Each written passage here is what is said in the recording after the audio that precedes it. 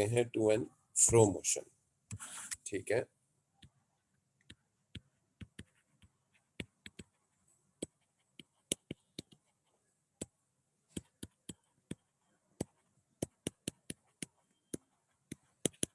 To and fro motion. ठीक है जी, जैसे कि टू एंड फ्रो मोशन में हम देखते हैं कि एक पेंडुलम है, वो पेंडुलम ऑसिलेट कर रहा है। ठीक है, और ये जो पेंडुलम की जो मोशन होती है, it is a to and fro motion, क्योंकि बार बार इसमें पेंडुलम अपनी मोशन को रिपीट कर रहा होता है, टू एंड फ्रो मोशन को, इसलिए हम इसको क्या कहते हैं, ऑसिलेशन मोशन।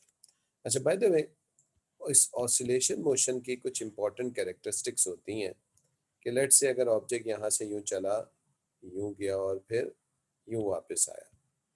ठीक है जी, तो ये आपके पास एक होगी वन कंप्लीट ऑसिलेशन। और ये जो वन कंप्लीट ऑसिलेशन होती है, इसका जो टाइम होता है उसको हम क्या बोलते हैं, टाइम पीरियड बोलते हैं। ठीक है, जिसका सिंबल कैपिटल टी है। ठीक है, it is time of one complete oscillation.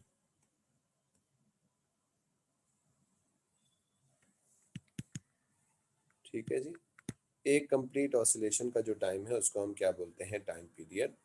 अच्छा, ये पेंडुलम एक सेकंड में कितनी ऑसिलेशंस करता है, नंबर ऑफ ऑसिलेशन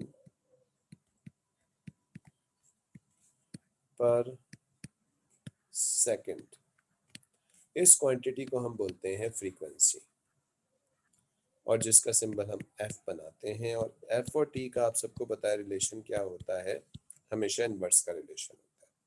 ठीक है जी, अच्छा, ये जो पेंडुलम है, ये पेंडुलम अपनी इक्विलिब्रियम पोजीशन से, ये बाय द वे जहाँ पे ये फ्रीली लटकता है, उस पॉइंट को हम कहते हैं equilibrium position. To and fro motion में हमेशा एक इक्विलिब्रियम पोजीशन होती है जहाँ पे ऑब्जेक्ट हमेशा रहना पसंद करता है, या जहाँ पे तमाम फोर्सेस का सम जीरो होता है। ये इक्विलिब्रियम पोजीशन से कितना इस साइड तक जाता है, तो ये इसका क्या होता है, एम्पलीट्यूड। ठीक है, जो कि इसकी मैक्सिमम डिस्प्लेसमेंट होती है। तो तो ये मैक्सिमम, एक्स एक्सिस नापते हैं?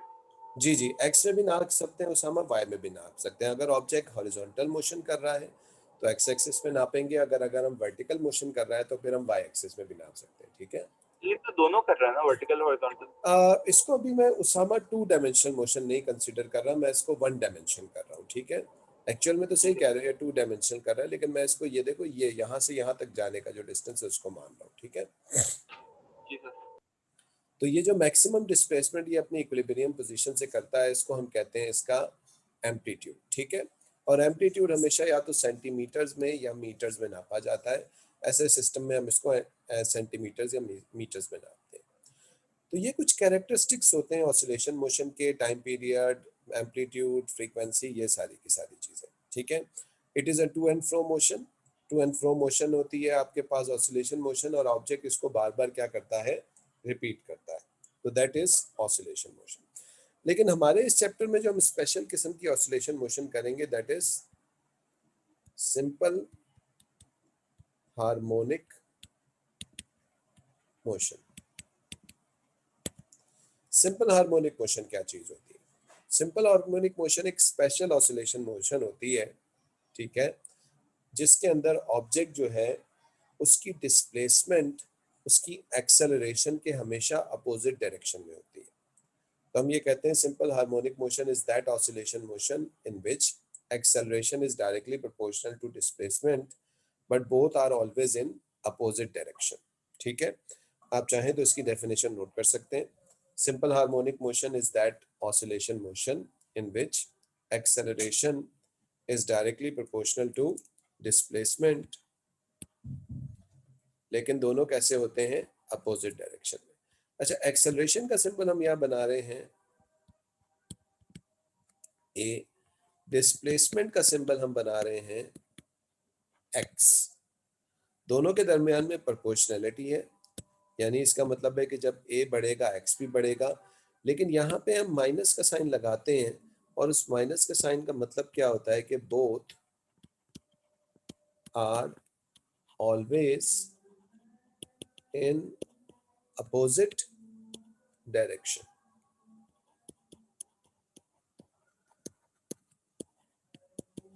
यानी एक्सेलरेशन हमेशा क्या करना चाहती है, एक्सेलरेशन हमेशा ऑब्जेक्ट की डिस्प्लेसमेंट को कम करना चाहती है।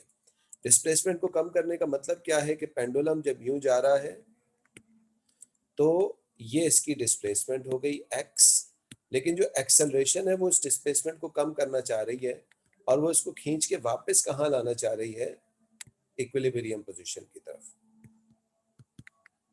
इसलिए हम ये भी कह सकते हैं कि ये जो माइनस का साइन है इसका मतलब है कि acceleration is always towards the equilibrium position. चाहे तो आप इसको दोनों तरीकों से एक्सप्लेन कर सकते हैं, या तो आप कह सकते हैं acceleration is directly proportional to displacement when both are always in opposite direction, या तो आप नेगेटिव साइन को ये बता सकते हैं, या नेगेटिव साइन के लिए आप ये भी लिख सकते हैं कि because the acceleration is always acting towards the equilibrium position. दोनों चीजें हो सकती हैं। आप ये भी कह सकते हैं कि acceleration is always towards equilibrium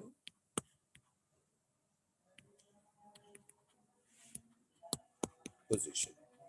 दोनों तरीकों से यू कैन एक्सप्लेन। अच्छा, अब ये पेंडुलम अगर यूं जाएगा, ठीक है, तो ये इसकी डिस्प्लेसमेंट होगी जो कि नेगेटिव मानी जा सकती है, और एक्सेलरेशन फिर इसके कैसी होगी, अपोजिट डायरेक्शन में, यानी वो किस तरफ काम कर रही होगी, हमेशा इक्विलिब्रियम पोजीशन की तरफ। नेगेटिव डिस्प्लेसमेंट हो, पॉजिटिव डिस्प्लेसमेंट हो, एक्सेलरेशन हमेशा उस डिस्प्लेसमेंट को रोकने की कोशिश करेगी। So this is actually simple harmonic motion, ये हमारे पास डेफिनेशन होती है। Obviously, when we remove the proportionality sign, we get different types of constants, और डिपेंड करता है कि हम किस ऑब्जेक्ट की सिंपल हार्मोनिक मोशन को स्टडी कर रहे हैं, उसके हिसाब से कांस्टेंट्स जो है वो चेंज हो सकते हैं। ठीक है जी, यहाँ तक कॉपी कर ले, किसी ने कुछ सवाल पूछना है तो पूछ लीजिए। सर जो एक्सेलरेशन है वो हमेशा यानी कि इक्विलिब्रियम पोजीशन पे है, तो डाउनवर्ड तो तरफ का ग्रेविटी की वजह से है। डाउनवर्ड इक्विलिब्रियम, तो हाँ बोलो। जो डाउनवर्ड है वो ग्रेविटी की वजह से है। वो तो एक्सेलरेशन ऑफ फ्री फॉल है ना, एक्चुअली में अच्छा ये जो एक्सेलरेशन होगी उसामा, ये एक्सेलरेशन ऑफ फ्री फॉल का ये कंपोनेंट होगा। अच्छा सर, तो वापस वाई वाई में एक्सेलरेट करना समझ में आता है क्योंकि ग्रेविटी की फोर्स नीचे एक्ट कर रही है, लेकिन एक्स एक्सिस क्यों मतलब वो बॉल वापस आ रही है? क्योंकि जब आपके पास ये पेंडुलम जो है ये एक एंगल बनाएगा उसामा, यहाँ से ये देखो, ये यूं जब जाएगा तो एक एंगल बनेगा इसका, ठीक है। यस अब सर। ये जो ग्रेविटी है ये तो यूं काम कर रही होगी, लेकिन जब मैं इस ग्रेविटी को इसके दो कंपोनेंट्स में तोड़ूंगा तो एक कंपोनेंट ये हो जाएगा जिसको हम कहेंगे जी साइन थीटा, जी कॉस थीटा सॉरी, और एक कंपोनेंट ये हो जाएगा जी साइन थीटा। तो यहाँ पे जो एक्सेलरेशन जिसको मैं रेफर कर रहा हूँ ना, ए, जो कि डिस्प्लेसमेंट के अपोजिट है, वो एक्चुअली ग्रेविटी ही है, लेकिन ग्रेविटी का कौन सा कंपोनेंट है, जी साइन थीटा। सर आपने इसको कॉम्पोनेंट में कैसे ब्रेक किया? क्योंकि अब देखो ना, जब आपके पास, मुझे एक बात बताओ, यहाँ पे जब ये पेंडुलम यूं लटका हुआ है उसामा, तो नीचे की तरफ कौन सा फोर्स होगा, वेट, और धागे में क्या होगी, टेंशन। लेकिन जब ये यहाँ जाएगा तो अब बताओ वेट किधर होगा, नीचे। और टेंशन कहाँ होगी। जी। तो क्या वेट इस सब टेंशन को काउंटर कर सकता है क्या, नहीं तो इसका मतलब है सर, वेट तो को क्या। आप कंपोनेंट में ब्रेक करके दिखा दें कैसे किया था, मतलब अच्छा, एंगल और अब देखो, अब ये कितने एंगल पे गया है अपनी ओरिजिनल पोजीशन से, थीटा। तो अगर मैं इस वेट को इसके दो कंपोनेंट्स में तोड़ूं तो एक कंपोनेंट ये हो जाएगा और एक कंपोनेंट ये हो जाएगा, और दोनों कंपोनेंट्स के दरमियान में एंगल क्या रहता है हमेशा, 90। जी। सही है। अच्छा, अगर ये एंगल थीटा है तो ये एंगल भी क्या होगा सामा, तो ये कौन सी प्रॉपर्टी, ये तो वेरी बार पढ़ रहा हूँ। है, ये क्या हो गया, ये जब ये एंगल बच्चे थीटा है और ये अगर यूं काम कर रहा है और यूं मैंने कंपोनेंट बनाया है, तो ये एंगल सेम नहीं होंगे दोनों ऊपर नीचे वाले। अच्छा अच्छा, कोरिस्पॉन्डिंग एंगल जो हम्म, जी। तो ये हो ठीक है। जाएगा W cos थीटा और ये क्या हो जाएगा W साइन थीटा। तो W cos थीटा वेट के बराबर आ रहा है और W साइन थीटा ऑब्जेक्ट को वापस कहाँ लाना चाह रहा है, ओरिजिनल इक्विलिब्रियम पोजीशन पे ना। जी सर। ठीक है, तो वो आपने वेट, राइट एंगल ट्रायंगल कौन सा यूज किया है? कौन सा वाला मतलब आपने ट्रायंगल यूज किया है?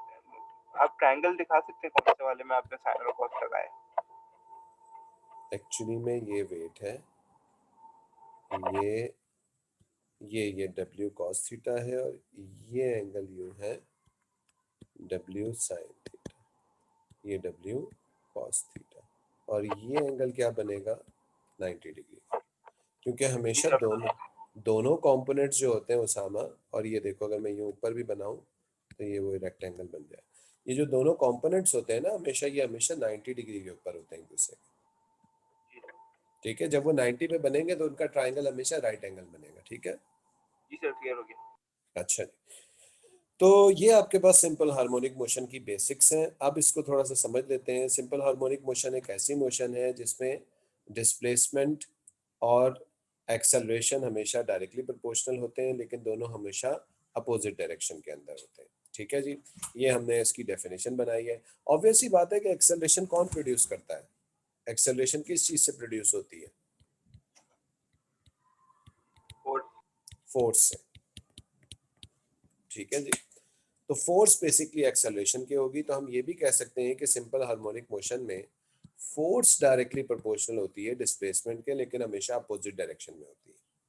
क्योंकि हमने पढ़ा है इसके अंदर एक प्रॉपर्टी हमने पढ़ी है कि फोर्स और एक्सेलरेशन हमेशा क्या रहती है, सेम डायरेक्शन में।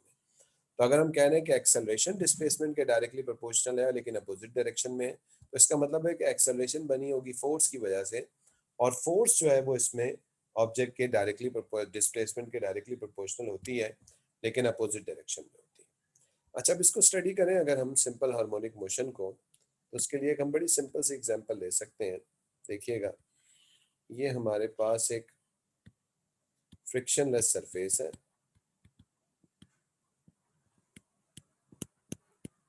कंसिडर कर रहे हैं। इसके साथ हमने एक स्प्रिंग ले लिया, इस स्प्रिंग के साथ हमने एक मास अटैच कर दिया। मास के पास यकीनन इनर्शिया होता है। ठीक है, और ये इस वक्त किस स्टेट में है, रेस्ट की स्टेट में। ठीक है, अच्छा, ना ये स्प्रिंग इस वक्त कंप्रेस है ना ही एक्सटेंड है। तो जब कोई स्प्रिंग कंप्रेस या एक्सटेंड नहीं होता तो उसके अंदर कोई टेंशन का फोर्स होता है।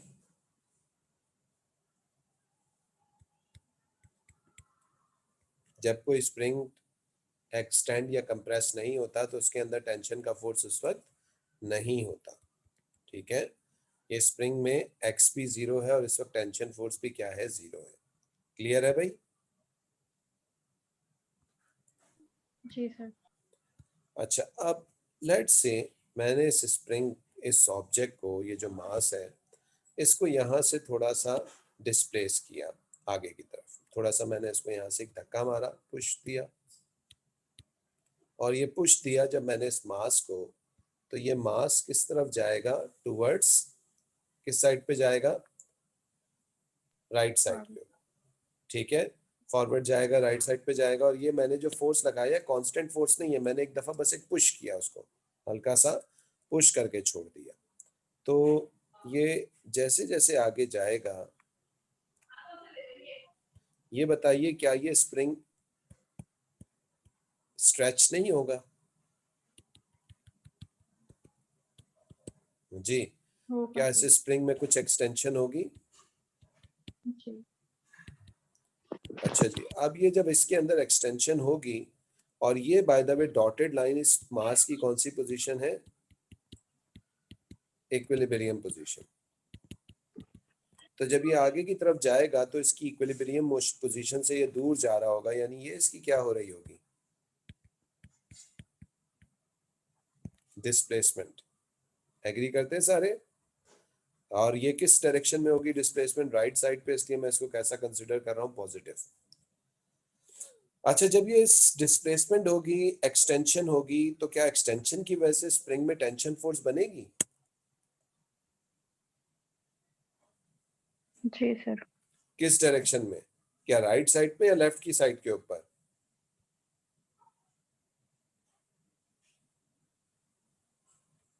लेफ्ट साइड पे। लेफ्ट साइड पे बनेगी, बिल्कुल सही है। अब जब ये लेफ्ट साइड के ऊपर टेंशन का फोर्स बनेगा तो ये टेंशन का फोर्स क्या क्रिएट करेगा? अपोजिट डायरेक्शन में एक्सेलरेशन या डीसेलरेशन, जिसकी वजह से क्या होगा कि ये मास आहिस्ता आहिस्ता स्लो डाउन होता जाएगा और अल्टीमेटली हम क्या नोटिस करेंगे कि एक मैक्सिमम डिस्प्लेसमेंट पे पहुंच के ये किस स्टेट में आ जाएगा? ये रेस्ट की स्टेट में आ जाएगा। ये मास आगे ट्रेवल करते करते करते करते यहाँ तक पहुंचा, ये इसकी डिस्प्लेसमेंट हुई x, और ये किसके बराबर हो गई? a के। a क्या होता है बच्चों? एम्पलीट्यूड, जो कि पॉजिटिव डिस्प्लेसमेंट या नेगेटिव डिस्प्लेसमेंट मैक्सिमम है। अच्छा, इस वक्त ये रेस्ट की स्टेट में आया, और जब ये रेस्ट की स्टेट में आएगा तो इस वक्त टेंशन बहुत ज्यादा इंक्रीज हुई होगी क्योंकि स्ट्रिंग बहुत ज्यादा एक्सटेंड हुआ है और इसी डायरेक्शन में ये एक्सेलरेशन क्रिएट कर रहा होगा। अब ये बताइए, क्या ये ऑब्जेक्ट यहीं रुका रह जाएगा या वापस स्प्रिंग इसको खींचेगा अपनी तरफ?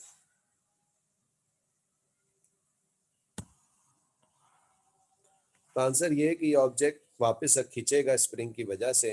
अच्छा, जैसे जैसे अब ये वापस अपनी ओरिजिनल पोजीशन की तरफ जा रहा होगा, ये बाय द वे वो इक्विलिब्रियम पोजीशन है, तो बताइए इसके अंदर जो टेंशन फोर्स है वो बढ़ती जा रही होगी या कम होती जा रही होगी?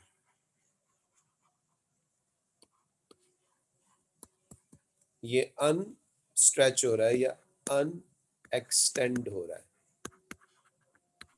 जब ये अनएक्सटेंड होगा यानी ये इस तरफ जा रहा है, ठीक है, तो बताइए इसकी एक्सटेंशन अगर डिक्रीज हो रही होगी तो टेंशन भी क्या हो रही होगी?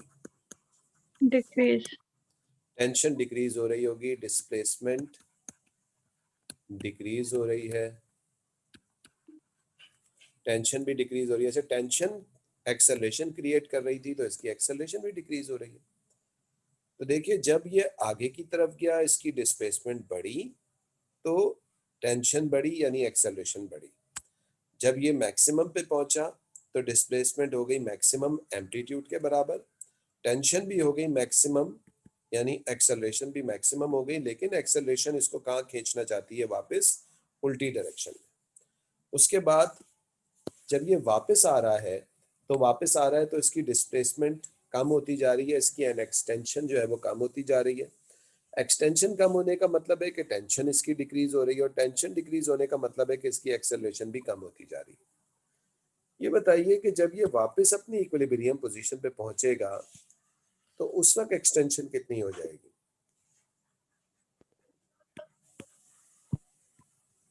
जीरो। जीरो। एक्सटेंशन जीरो है तो अब क्या इस स्प्रिंग में कोई टेंशन फोर्स होगी? No sir. टेंशन जीरो हो जाएगी। अच्छा जी, ये बताइए जब इक्विलिब्रियम पोजीशन पे पहुंच गया तो डिस्प्लेसमेंट जीरो हो गई, टेंशन भी जीरो हो गई। टेंशन जीरो होने का मतलब है कि इसकी एक्सेलरेशन भी कितनी हो गई? जीरो। लेकिन ये इस पॉइंट इस ऑब्जेक्ट सॉरी ये ऑब्जेक्ट इस पॉइंट पे रुकेगा नहीं। क्यों नहीं रुकेगा? क्योंकि यहाँ पे इसके पास क्या होगी? वेलोसिटी। जैसे कि कोई पेंडुलम जब वापस आके यहाँ पे पहुंचता है तो क्या यहाँ रुक जाता है या ओवरशूट करता हुआ इधर निकल जाता है दूसरी साइड के ऊपर? इट गोज ऑन द दूसरे अपोजिट, साइड। अपोजिट साइड पे, बिल्कुल सही है, जाता है। जब ये अपोजिट साइड पे जाएगा, ठीक है। अच्छा, अब बताइए जब ये अपोजिट साइड पे जाएगा तो क्या होगा? क्या ये स्प्रिंग अनएक्सटेंड रहेगा या स्प्रिंग में कंप्रेशन होनी शुरू हो जाएगी?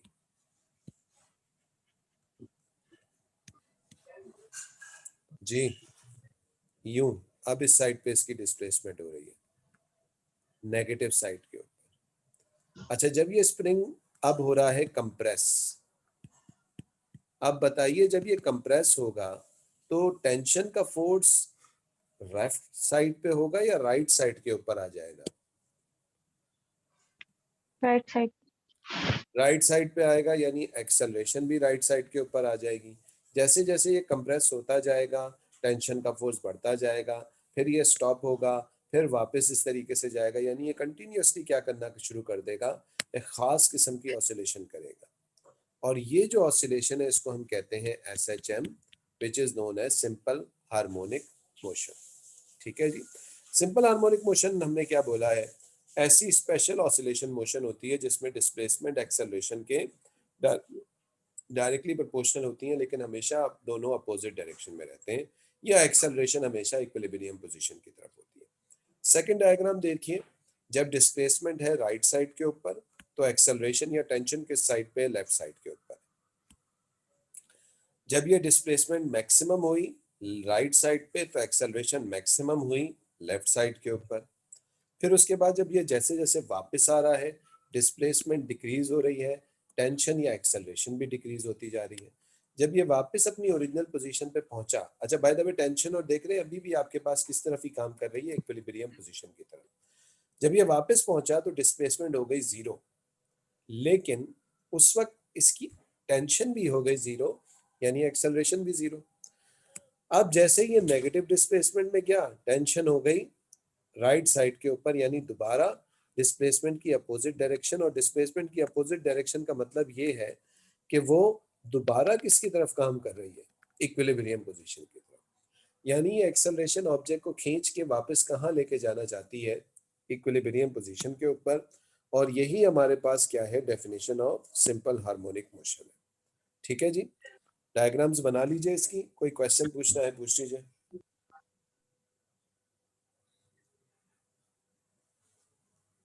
Any questions? No sir. No sir.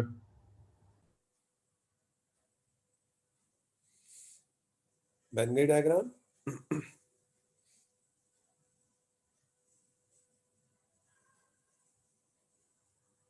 जी सर। अच्छा जी, अब हम इसके ग्राफ्स बना लेते हैं। इसके हमारे पास 3 किस्म के ग्राफ्स बनते हैं, चाहे तो आप चौथा भी बना सकते हैं। एक हमारे पास होता है डिस्प्लेसमेंट टाइम ग्राफ, एक हमारे पास होता है वेलोसिटी टाइम ग्राफ, और एक होता है हमारे पास एक्सेलरेशन टाइम ग्राफ। और अगर आप चाहें तो एक्सेलरेशन टाइम ग्राफ के साथ साथ फोर्स टाइम ग्राफ भी बना सकते हैं, जो कि बिल्कुल एक्सेलरेशन टाइम ग्राफ जैसा ही होता है। ठीक है, तो ये 3 किस्म के ग्राफ हैं। सबसे पहले होगा हमारे पास डिस्प्लेसमेंट टाइम, फिर होगा वेलोसिटी टाइम, और उसके बाद सबसे आखिर में होगा एक्सेलरेशन टाइम ग्राफ। चलिए, इसकी डिस्प्लेसमेंट टाइम ग्राफ को अगर हम बनाएं डायग्राम 1 में, डायग्राम 1 में हम देखते हैं तो ऑब्जेक्ट की डिस्प्लेसमेंट होती है 0। ठीक है, फिर ये जैसे जैसे आगे जाता है इसकी डिस्प्लेसमेंट बढ़ती है, लेकिन टेंशन क्रिएट करती है deceleration, tension creates the deceleration. तो उसकी वजह से इसकी वेलोसिटी क्या होनी शुरू हो जाती है, वेलोसिटी डिक्रीज होती है। और जब वेलोसिटी डिक्रीज होती है और अल्टीमेटली ये किस स्टेट में आता है, रेस्ट में, जब ये कहाँ होता है, अपनी मैक्सिमम डिस्प्लेसमेंट। ठीक है जी, तो मैक्सिमम डिस्प्लेसमेंट पे जाके ये रेस्ट पे आ जाता है। ये बताइए कि ऐसे ऑब्जेक्ट का ग्राफ, डिस्प्लेसमेंट टाइम ग्राफ, जो कि डीसेलरेट हो रहा हो, आप लोगों को याद होगा कुछ यूं होता है, क्योंकि यहाँ पे ऑब्जेक्ट ग्रेडियंट 0, क्योंकि gradient of displacement time velocity होती है, और यहाँ वेलोसिटी क्या हो जाती है, 0 हो जाती है। तो ये इसका ग्राफ कुछ यूं बनता है, और यहाँ पे ये कहाँ है, मैक्सिमम डिस्प्लेसमेंट के ऊपर। ठीक है, अच्छा सॉरी, मैंने एस टी लिख दिया है क्योंकि मैं यहाँ पे डिस्प्लेसमेंट का सिंबल एक्स इस्तेमाल कर रहा हूँ, तो काइंडली इसको एक्स लिख लीजिए। एएस में हमने एस इस्तेमाल किया। अच्छा, उसके बाद जब ऑब्जेक्ट वापस आ रहा होता है, तो वापस आते हुए टेंशन और वेलोसिटी सेम डायरेक्शन में होती है, तो इसकी स्पीड बढ़ती जाती है। और यहाँ पे जब ये पहुंचता है तो इसकी वेलोसिटी होती है मैक्सिमम, लेकिन इसकी डिस्प्लेसमेंट इस वक्त होती है 0। तो अब जब ये वापस आता है तो इसकी वेलोसिटी मैक्सिमम होती है, लेकिन डिस्प्लेसमेंट 0 होती है। इसी तरीके से जब ये नेगेटिव पोजीशन में डिस्प्लेसमेंट करता है तो बिल्कुल यही ग्राफ बनता है, लेकिन कैसा बनता है, नेगेटिव एक्सिस के अंदर बनता है। तो ये इसका डिस्प्लेसमेंट टाइम ग्राफ है। ठीक है जी, इसी तरीके से velocity time graph, gradient of displacement time graph acceleration होता है। यहाँ ग्रेडियंट मैक्सिमम, यहाँ ग्रेडियंट जीरो। तो स्टार्टिंग में वेलोसिटी होगी मैक्सिमम और कंटिन्यूअसली ये क्या हो जाएगी, जीरो हो जाएगी। फिर उसके बाद यहाँ अगर आप नोटिस करें तो ग्रेडियंट है मैक्सिमम, तो वेलोसिटी भी क्या हो जाएगी मैक्सिमम, लेकिन ग्रेडियंट की वैल्यू नेगेटिव में है तो वेलोसिटी नेगेटिव में, ठीक है। फिर यहाँ पे ग्रेडियंट हुआ जीरो, वेलोसिटी दोबारा यहाँ पे क्या हो जाएगी, जीरो, और फिर यहाँ पे ग्रेडियंट मैक्सिमम, वेलोसिटी दोबारा मैक्सिमम। तो actually this is a cosine curve, this is a sine curve, ठीक है। तो ये आपके पास इसका डिस्प्लेसमेंट टाइम ग्राफ और वेलोसिटी टाइम ग्राफ होता है, ठीक है। अच्छा, इसके बाद एक्सेलरेशन की बात करें, देखिए this gradient of velocity time graph, हमारे पास एक्सेलरेशन होता है। यहाँ पे ग्रेडियंट जीरो, तो यहाँ पे एक्सेलरेशन भी जीरो। यहाँ ग्रेडियंट नेगेटिव में मैक्सिमम, एक्सेलरेशन नेगेटिव में मैक्सिमम। यहाँ ग्रेडियंट जीरो, एक्सेलरेशन जीरो। फिर यहाँ ग्रेडियंट पॉजिटिव में मैक्स,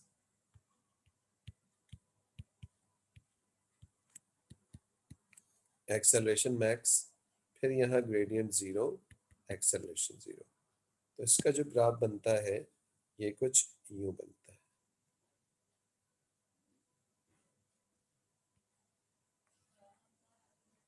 ठीक है। It is a negative sine curve, ये नेगेटिव साइन कर्व बनेगा, ठीक है जी, माइनस साइन कर्व है, ठीक है जी। अच्छा, डिस्प्लेसमेंट की इक्वेशन होती है x is equals to x naught sine theta, क्योंकि थीटा बराबर होता है ओमेगा टी के, तो x is equals to x naught sine omega t. Velocity बराबर होती है v is equals to x naught omega cos theta, या फिर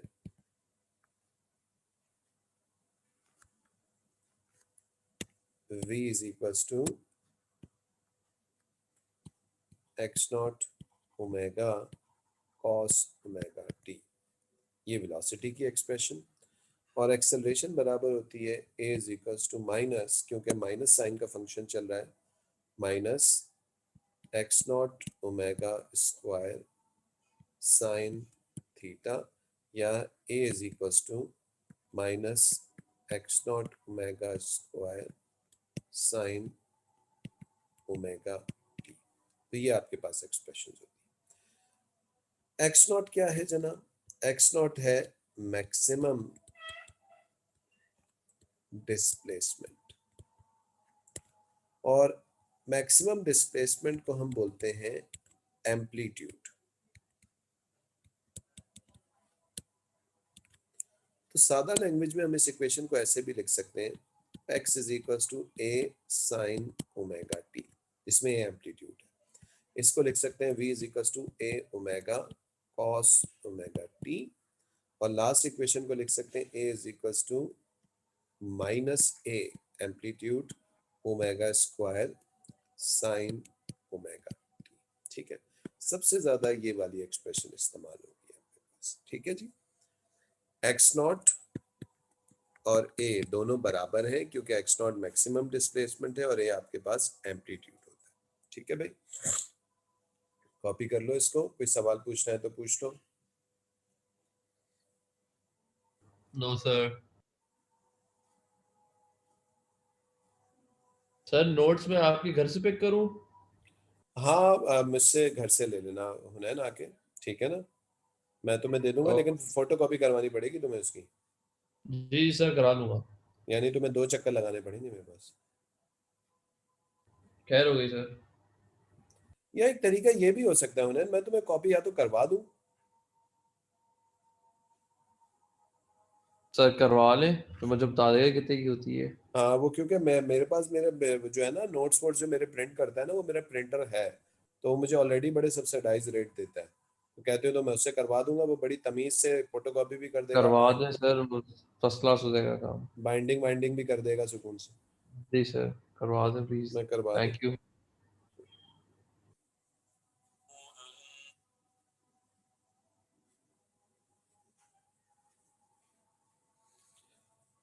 चलिए बन गए भी ग्राफ।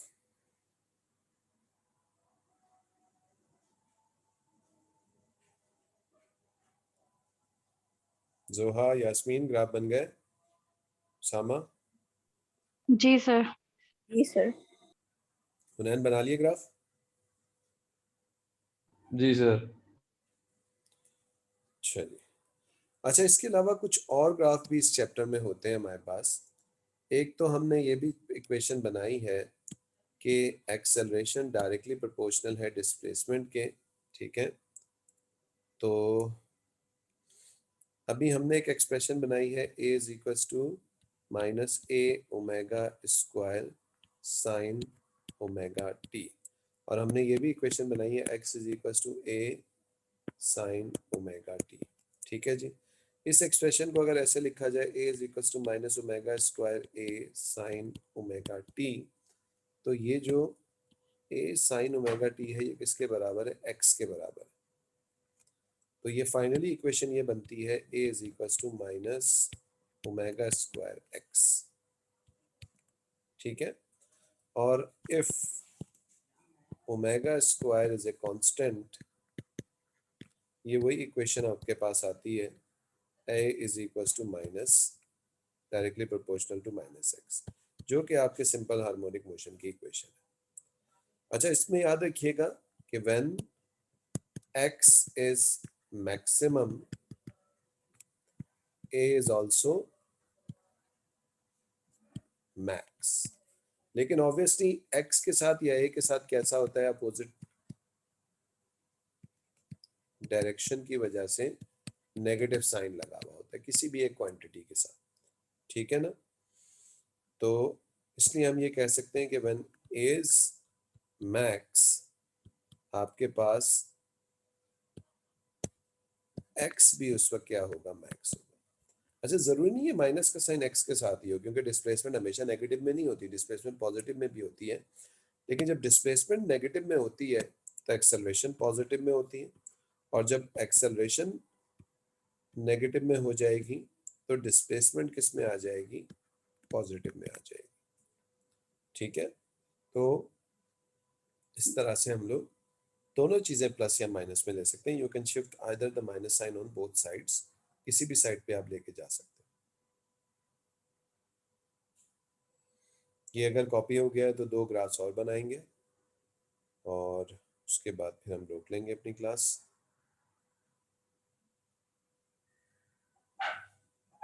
कॉपीड।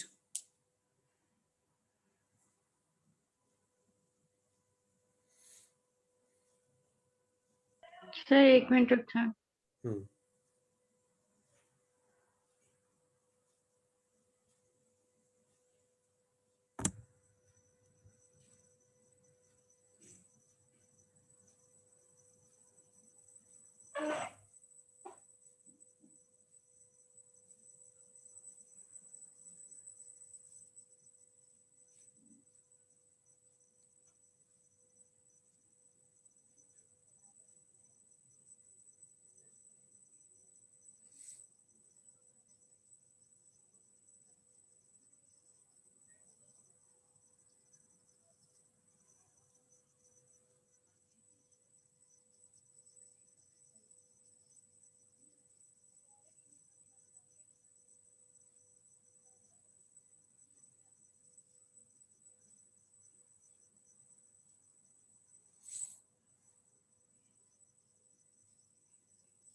हो गया सर। चलिए एक ग्राफ आपको ये भी बनाना पड़ेगा बच्चों, क्योंकि हम कह रहे हैं कि एक्सेलरेशन और डिस्प्लेसमेंट एक दूसरे के डायरेक्टली प्रोपोर्शनल होते हैं लेकिन अपोजिट डायरेक्शन में। तो इन दोनों का ग्राफ भी कैसा बनेगा, एक स्ट्रेट लाइन में बनेगा।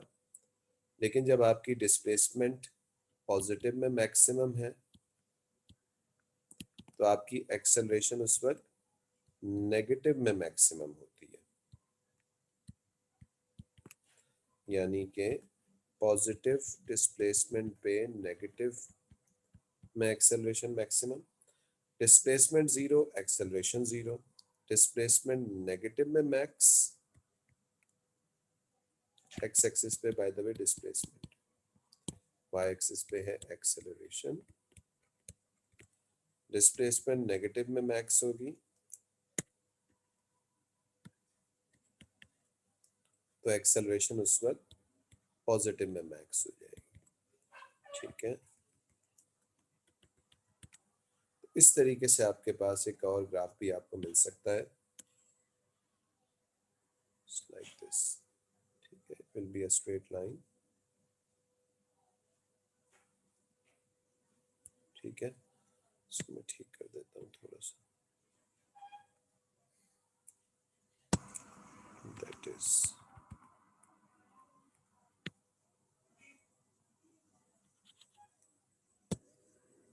plus displacement maximum. It will be a straight line passing through the origin and the gradient of this graph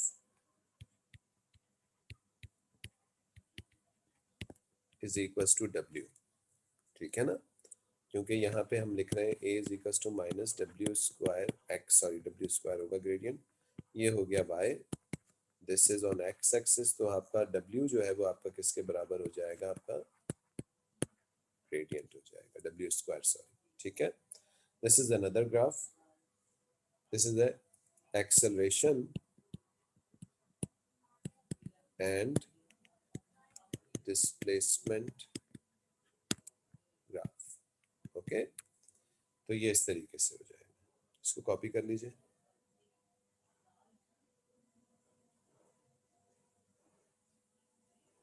हो गया कॉपी? जी सर। अच्छा जी, लास्ट एक ग्राफ बना रहा हूँ और ठीक है, मैं जल्दी से बना रहा हूँ क्योंकि टाइम खत्म हो गया तकरीबन। ठीक है, एक ग्राफ ये भी होता है आपके पास, ये बाय द वे किसका ग्राफ होता है, वेलोसिटी और डिस्प्लेसमेंट का ग्राफ होता है। पॉजिटिव में डिस्प्लेसमेंट, ठीक है, पॉजिटिव में वेलोसिटी, ये इस तरीके से यूँ डिक्रीज होती जाती है और ये आपको सर्कल फॉर्म में हमेशा ग्राफ मिलेगा। This is plus v, this is the velocity time graph और डिस्प्लेसमेंट ग्राफ। ओके,